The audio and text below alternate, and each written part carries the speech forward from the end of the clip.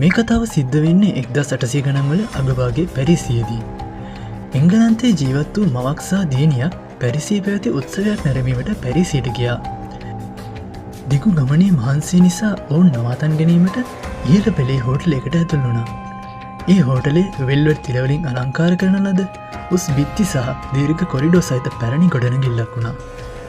කාර්ය මණ්ඩලය විසින් මවට සහ දුවට කාමරංග 342 ලබා දුන් අතර ඒ නගරේ අලංකාරත්වය ඉතාමත් හොඳින් පෙනෙන සුවපහසු කාමරයක් වුණා.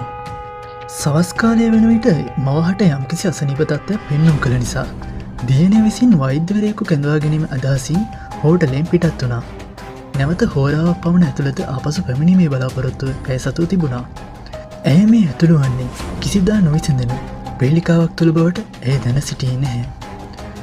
ඇය වෛද්‍යවරයා කැටුව ආපසු පැමිණෙන විට හෝටලේ දමා තිබූ තිරරෙදි බිත්තිවල තිබූ චිත්‍ර පින්තාර කර තිබූ වර්ණය කාර්ය මණ්ඩලය ආදී සියල්ලක්ම වෙනස් වෙලා තියෙන බව ඇයට දැනුණා. ඇය සහ මව නැවතී සිටි කාමරේ තිබූ දීර්ඝ කොරිඩෝව කෙටි වෙලා තිබ්බ විතරක් නෙමෙයි, එහි කාමරාංක 342 තිබුණෙත් නැහැ. කම්පැනිට පත් වූ ඇය පිළිගැනීමේ නිලධාරියා වෙත ගොස් කාමරාංක 342 තිබෙන ස්ථානයේ විමසා සිටියා. නමුත් එවැනි කාමරයක් මෙම හෝටලේ නැති බව තමයි එම නිලධාරියා විසින් අවධාරණය කළේ.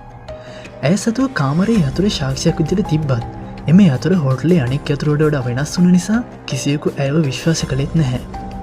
දියණිය හෝටලේ පුරා දිව යමින් දොරවල් වලට තට්ටු කරමින් ඇයගේ මවගේ නම කියා කෑ ගැසුවා. නමුත් ඇයගේ මව සහ ඇය සිටි කාමරය යථාර්ථයෙන් ගිලිහිලා තිබ්බේ කවදාවත්ම සැබවින්ම පැවතියේ නැති විදිහට.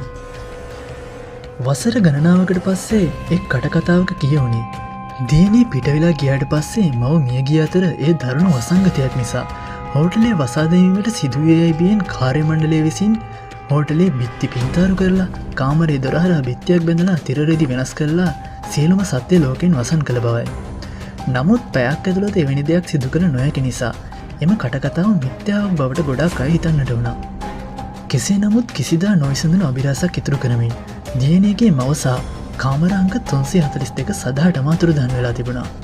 අද වෙන විට මේ හෝටලේ එම භූමියේ නොමැති නමුත් මිනිසුන් පවසන්නේ යථාර්ථයෙන් අතුරුදහන් වී ගිය මව තවමත් එම ස්ථානයේ සිටින බවයි.